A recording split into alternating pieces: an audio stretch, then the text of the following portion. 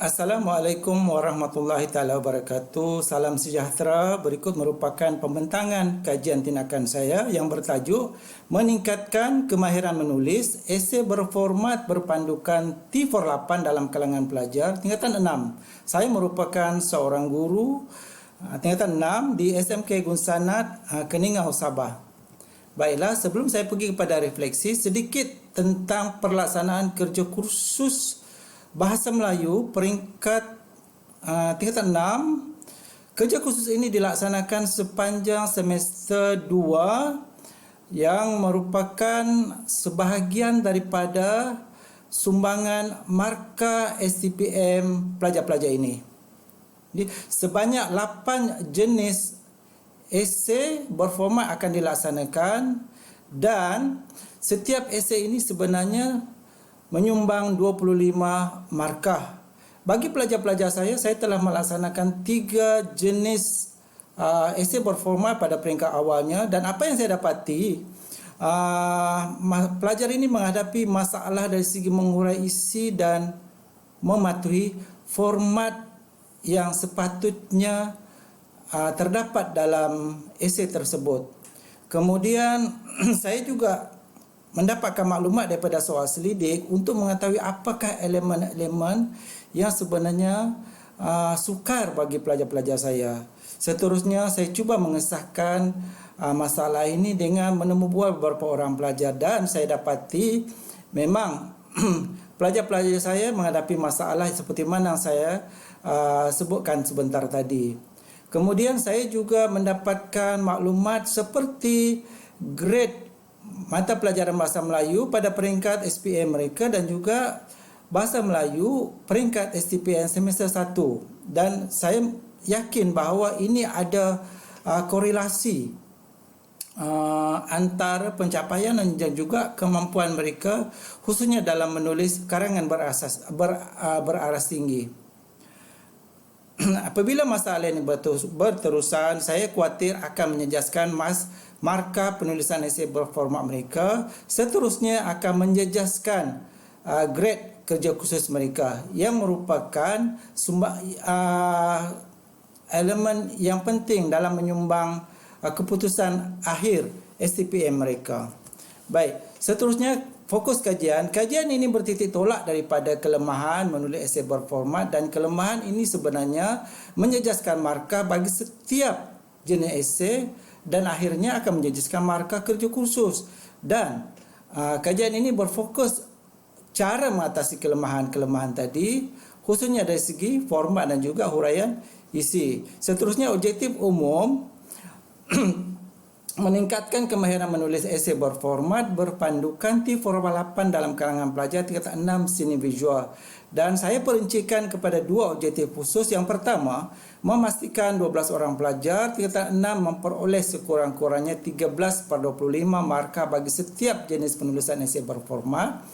Dan yang kedua, memastikan 12 orang pelajar tingkatan 6 mendapat markah maksimum bagi aspek format untuk semua jenis penulisan esei berformat. Seterusnya, paparan ini menunjukkan tentang kumpulan sasaran. Pelajar saya terdiri daripada 12 orang pelajar tingkatan 6 seni visual, dan daripada 12 itu 9 pelajar perempuan dan 13 pelajar lelaki. Dan paparan itu juga menunjukkan butiran keputusan SPM dan juga keputusan peringkat STPM semester 1 yang menunjukkan beberapa orang pelajar memang lemah ataupun tidak menguasai baik Bahasa Melayu mereka, ya. Baik, dan kajian ini saya laksanakan berdasarkan model Cambridge and McTaggart yang terdiri daripada 4 peringkat, iaitu peringkat perancangan, tindakan, pemerhatian dan refleksi. Dan keempat-empat peringkat ini saya perincikan dalam slide yang berikutnya. Tuan-tuan dan puan-puan, perancangan. Dari segi perancangan saya melihat ataupun saya merancang dari segi masa dan juga dari segi bahannya. Dari segi masa, kalau tuan-tuan dan puan-puan lihat di situ, perancangan asalnya yang bertanda merah yang bermula sebenarnya pada 10 Februari sehingga 12 Jun 2020. Berikutan daripada pelaksanaan PKP di seluruh negara, perancangan ini telah diubah sesuai mengikut yang bertanda biru. Maksudnya saya sambung semula pada bulan Jun sehinggalah bulan November 2020, dan ini sebenarnya mengikut perancangan ataupun pengubahsuaian yang disarankan oleh Kementerian Pendidikan pada ketika itu. Baik, kemudian perancangan yang berikutnya, perancangan dari segi bahan. Idea ini sebenarnya timbul daripada beberapa pembacaan saya, pembacaan yang saya dapatkan melalui tinjauan literatur, misalnya kajian oleh Nur Aizat Mahat, kajian oleh Abdul Majid Taib, kemudian buku Som Muhammad Dahlan, dan akhirnya muncullah T48. T48 itu sebenarnya akronim daripada esei format 8. 8 itu menunjukkan ada 8 jenis esei berformat, dan contohnya saya kemukakan di situ, misal kata jenis ceramah dan jenis memorandum, butiran-butiran penting, misal kata format-format yang perlu ada dalam setiap jenis esei itu, dan juga bagaimana isi-isi itu dapat dikembangkan menggunakan teknik-teknik tertentu. Okey, jadi ringkasannya termasuk dalam T48 tadi. Baik, bagaimana dengan tindakan? Tindakan-tindakan yang saya laksanakan yang juga merupakan intervensi itu menggunakan T48.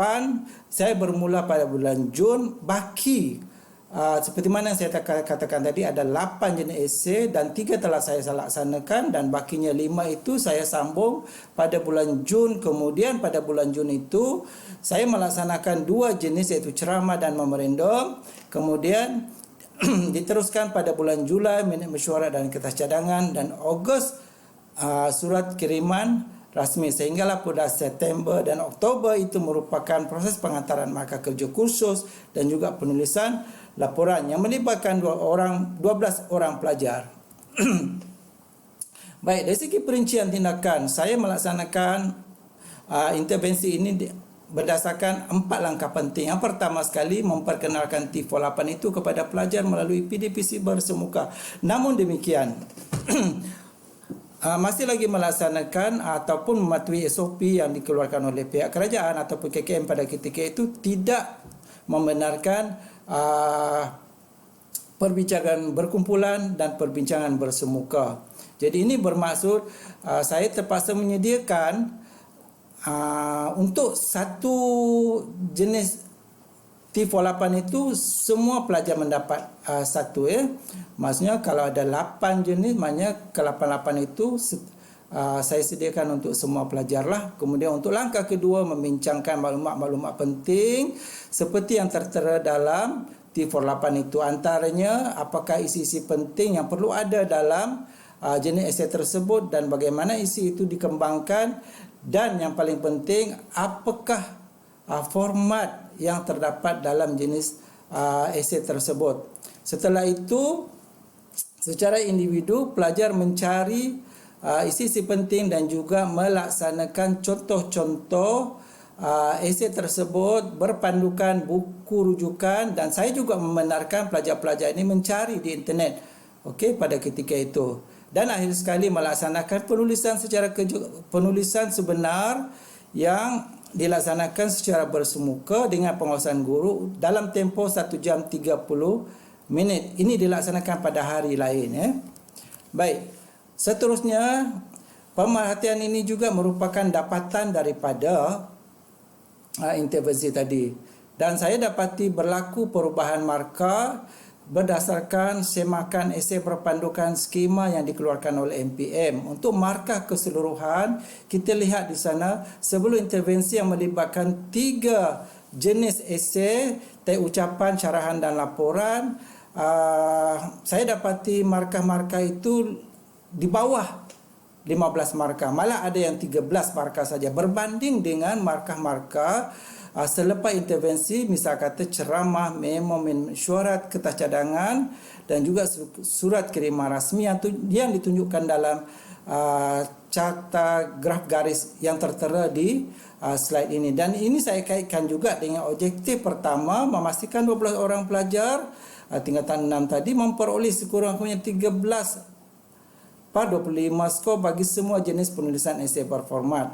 Jadi jelas ini sudah tercapai. Akhirnya ini saya kaitkan juga dengan skor bagi aspek format. Dan kalau kita lihat di situ dalam carta garis itu, sebelum intervensi yang melibatkan teks ucapan, carahan laporan,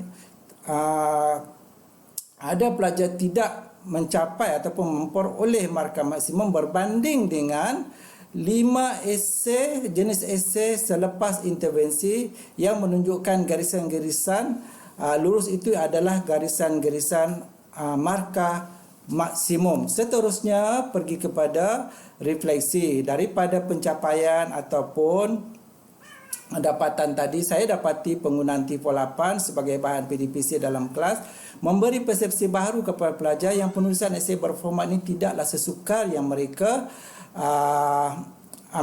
fikirkan sebelum ini. Begitu juga T48 saya dapati berpotensi untuk disebar luas penggunaannya kepada pelajar tingkatan 4 dan 5 yang mengambil peperiksaan SPM. Sebab saya dapati dalam sukatan tingkatan 4 dan 5 juga ada memasukkan penulisan esei berformat, misalnya surat kiriman rasmi, pidato dan sebagainya. Dan akhir sekali cadangan kajian.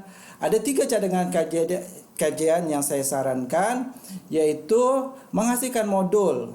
Okey, ini sesuai dengan situasi PDPR pada ketika ini. Modul ini sesuai dilaksanakan ataupun diberikan kepada pelajar, khususnya pada pelajar-pelajar yang tidak mendapat akses internet. Yang kedua, menyediakan e-modul yang boleh diakses ataupun boleh didapatkan melalui QR code. Dan akhir sekali, kajian untuk dalam kalangan pelajar menengah atas dan rendah khususnya yang akan menduduki peperiksaan. Ini berkaitan dengan refleksi tadi ya. Akhir sekali saya ingin mengucapkan ribuan terima kasih dan saya ingin juga berkongsi dengan tuan-tuan dan puan-puan temu bual saya dengan pelajar.